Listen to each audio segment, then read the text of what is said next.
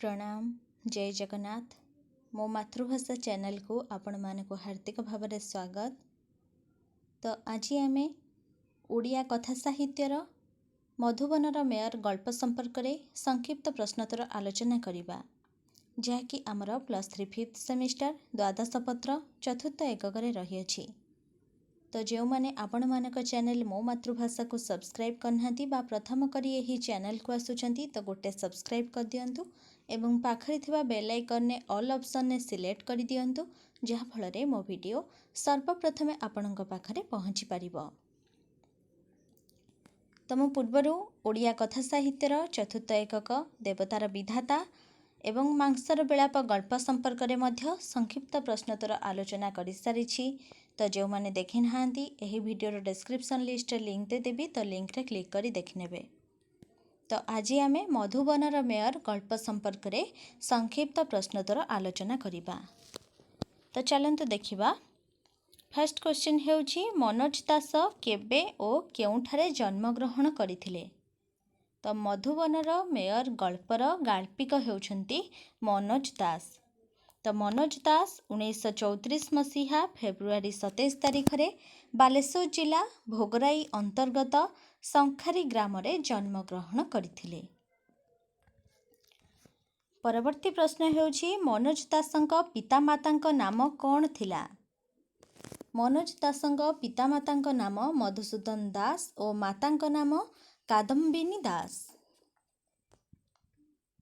परवर्ती प्रश्न हेउछि मनोज दासंक सृष्टि रे कौन देखिबाकू मिलिथाए।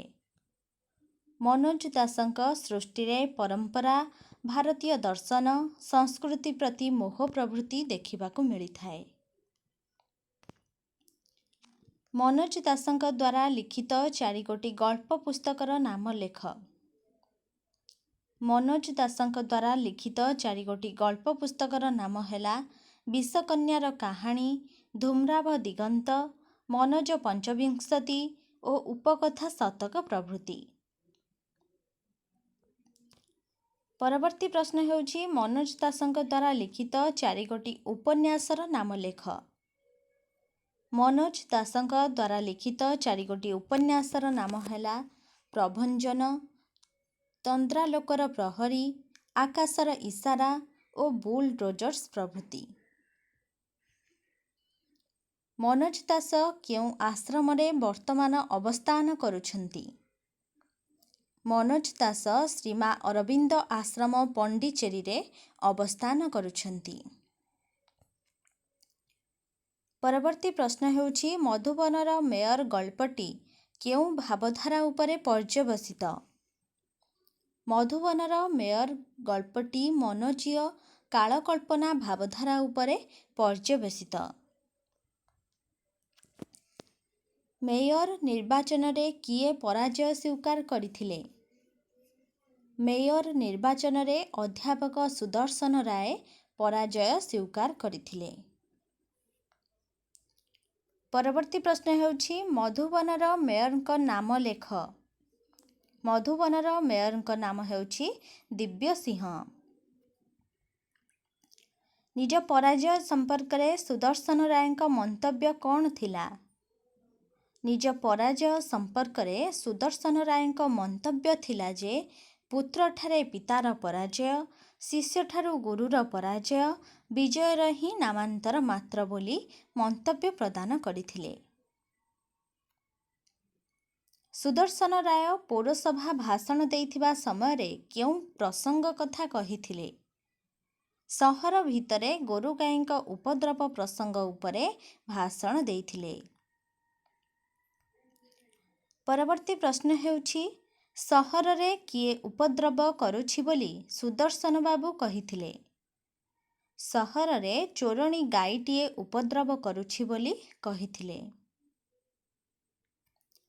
सुदर्शन बाबूंक नातुणी केउ ऑनर्स बीए रे रखिथिला।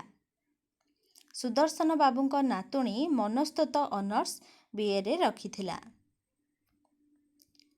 परवर्ती प्रश्न हेउछि सुदर्शन बाबूंक नातुणीर गाईटी की क्षति करिथिला। सुदर्शन बाबूंक नातुणी घर बारंडारे पाठ पढ़िबा समय ढुळेई पड़िथिला ମନସ୍ତତ୍ୱ ଅନର୍ସର ନୋଟ୍ ଖାତାକୁ ଚୋରଣୀ ଗାଈଟି ହତା ମଧ୍ୟକୁ ପଶିଯାଇ ଚୋବାଇ ଖାଇ ଦେଇଥିଲା। ଗାଈ ଯୁଗେ ଯୁଗେ ପଶୁ ଏ ଉକ୍ତି କିଏ କାହା ଉଦ୍ଦେଶ୍ୟରେ କହିଛନ୍ତି? ଗାଈ ଯୁଗେ ଯୁଗେ ପଶୁ ଏ ଉକ୍ତି ଦିବ୍ୟସିଂହ ବାବୁ ଅଧ୍ୟାପକ ସୁଦର୍ଶନ ରାୟଙ୍କୁ କହିଛନ୍ତି। ପରବର୍ତ୍ତୀ ପ୍ରଶ୍ନ ହେଉଛି ଟ୍ରାଜେଡି ନୁହେଁ କିଏ କେଉଁ ପ୍ରସଙ୍ଗରେ କାହାକୁ କହିଛନ୍ତି? ଟ୍ରାଜେଡି ନୁହେଁ ଦିବ୍ୟସିଂହ ବାବୁ ଗାଈଟି କାଗଜ କେଇଖଣ୍ଡ ଚୋବାଇ ଖାଇଯିବା ପ୍ରସଙ୍ଗକୁ ସୁଦର୍ଶନ ବାବୁଙ୍କ ଉଦ୍ଦେଶ୍ୟରେ କହିଛନ୍ତି। ନଦୀର ପାଣିରେ ପଶିବା ପୂର୍ବରୁ ଦିବ୍ୟସିଂହ ବାବୁ କ'ଣ କରିଥିଲେ? ନଦୀର ପାଣିରେ ପଶିବା ପୂର୍ବରୁ ଦିବ୍ୟସିଂହ ବାବୁ ହାତରୁ ଘଣ୍ଟା ଖୋଲି ଟ୍ରାଉଜର୍ସ ପକେଟରେ ରଖିଲେ। ତାପରେ ବୁଟ, ସାର୍ଟ, ଟ୍ରାଉଜର୍ସ ଓ ଗଞ୍ଜି ଓହ୍ଲାଇ ଗୋଟିଏ ପଥର ଉପରେ ରଖିଥିଲେ। ପରବର୍ତ୍ତୀ ପ୍ରଶ୍ନ ହେଉଛି ଦିବ୍ୟସିଂହ ବାବୁଙ୍କୁ ପିଲାଦିନେ ବୋଉ କ'ଣ କହିଥିଲେ? ଦିବ୍ୟସିଂହ ବାବୁଙ୍କୁ ପିଲାଦିନେ ତାଙ୍କର ପରଲୋକଗତ ବୋଉ କହିଥିଲେ, ତୁ ଆଉ ସଭାରେ କହିବୁ ନାହିଁ। ବହୁତ ଲୋକଙ୍କ ଆଖି ତୋ ଉପରେ ପଡ଼ିବ, ତୁ ଝଡ଼ିଯିବୁ ବୋଲି କହିଥିଲେ। ପରବର୍ତ୍ତୀ ପ୍ରଶ୍ନ ହେଉଛି ପୌର ନିର୍ବାଚନରେ ବିରୋଧୀମାନେ ଦିବ୍ୟସିଂହଙ୍କୁ କେଉଁ ନାମରେ ଡାକୁଥିଲେ? ପୌର ନିର୍ବାଚନରେ ବିରୋଧୀମାନେ ଦିବ୍ୟସିଂହଙ୍କୁ ଦିବ୍ୟସିଂହ ହସ୍ତି ବୋଲି ଡାକୁଥିଲେ। ନଦୀ କୂଳରେ ଦିବ୍ୟସିଂହ ବାବୁ କ'ଣ ଦେଖିଲେ? ନଦୀ କୂଳରେ ଦିବ୍ୟସିଂହ ବାବୁ ଧଳା ହୋଇ ଗୋଟାଏ ଦୋହଲୁଥିବା ଜୀବ ତାଙ୍କର ଦୃଷ୍ଟିଗୋଚର ହେଲା।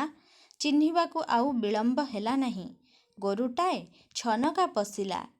ଅଧ୍ୟାପକଙ୍କୁ କନ୍ଦାଇଥିବା ସେହି ଚୋରଣୀ ଗାଈ ନୁହେଁ ତ?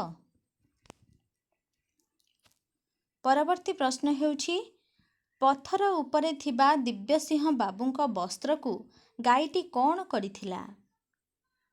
ପଥର ଉପରେ ଥିବା ଦିବ୍ୟସିଂହ ବାବୁଙ୍କ ବସ୍ତ୍ରକୁ ଗାଈଟି ଏକାଗ୍ର ଚିତ୍ତରେ ଚୋବାଇ ଚୋବାଇ ଗର୍ଭସ୍ଥ କରିଦେଲା।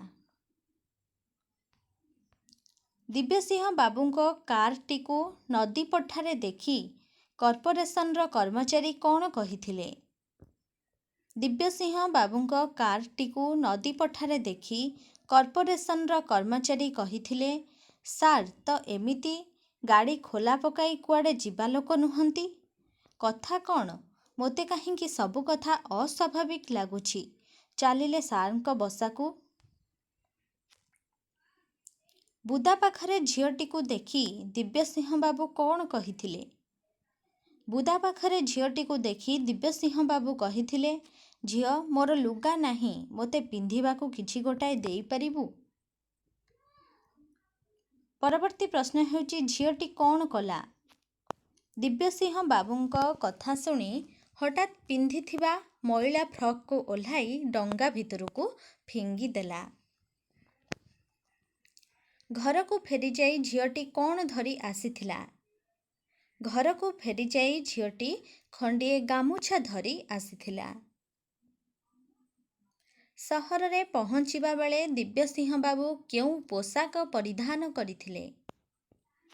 ସହରରେ ପହଞ୍ଚିବା ବେଳେ ଦିବ୍ୟସିଂହ ସଫା ଧୋତି ପିନ୍ଧି ଗାମୁଛାଟିଏ ଦେହରେ ପକାଇଥିଲେ। ପରବର୍ତ୍ତୀ ପ୍ରଶ୍ନ ହେଉଛି ମଧୁବନ ସମାଚାରରେ କେଉଁ ସମ୍ବାଦ ଲେଖାଥିଲା? ମଧୁବନ ସମାଚାରରେ ମେୟରଙ୍କ ରହସ୍ୟଜନକ ଅନ୍ତର୍ଦ୍ଧାନ, ହରଣଚାଳ, ହତ୍ୟା, ଆତ୍ମହତ୍ୟା ପ୍ରଭୃତି ବିଭିନ୍ନ ଷଡ଼ଯନ୍ତ୍ର ସମ୍ପର୍କରେ ବର୍ଣ୍ଣନା କରାଯାଇଥିଲା। ବିଶେଷ ସମ୍ବାଦଦାତାଙ୍କ ଆଗରେ ଅଧ୍ୟାପକ ସୁଦର୍ଶନ ରାୟ କ'ଣ ମନ୍ତବ୍ୟ ରଖିଥିଲେ? ବିଶେଷ ସମ୍ବାଦଦାତାଙ୍କ ଆଗରେ ଅଧ୍ୟାପକ ସୁଦର୍ଶନ ରାୟ ମନ୍ତବ୍ୟ ଦେଇ କହିଥିଲେ, ତାଙ୍କର ବିଶ୍ୱାସ ଗତକାଲି ପୌରସଭାର ଆଲୋଚନା ଶୁଣି ଅତ୍ୟନ୍ତ ଉତ୍ତ୍ୟକ୍ତ ହୋଇ ମେୟର କୁଖ୍ୟାତ ଚୋରଣୀ ଗାଈକୁ ଚ୍ୟାଲେଞ୍ଜ କରିଥିଲେ ଓ ଗାଈ ସମ୍ପୂର୍ଣ୍ଣ ମେୟରକୁ ଚୋବାଇ ଖାଇଦେଇଛି।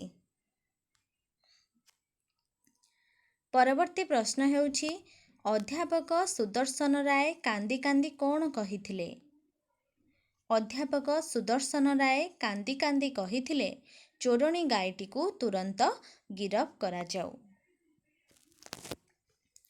ତ ଏହା ଥିଲା ଆଜିର ମଧୁବନର ମେୟର ଗଳ୍ପ ସମ୍ପର୍କରେ ସଂକ୍ଷିପ୍ତ ପ୍ରଶ୍ନୋତ୍ତର ଆଲୋଚନା।